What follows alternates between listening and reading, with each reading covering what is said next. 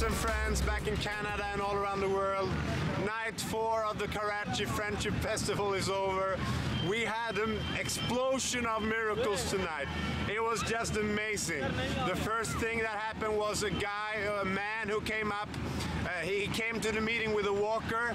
Now he lifted it up and he could walk without it. That just made the whole crowd come on their feet and rejoice, and they really saw that Jesus is alive.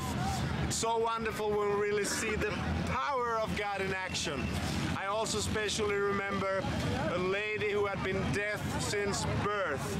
Now she received her hearing, and of course she couldn't talk, because if you have never heard, you don't know how to talk. And it was just so wonderful. We had an explosion of miracles today. Thank you back home for your support.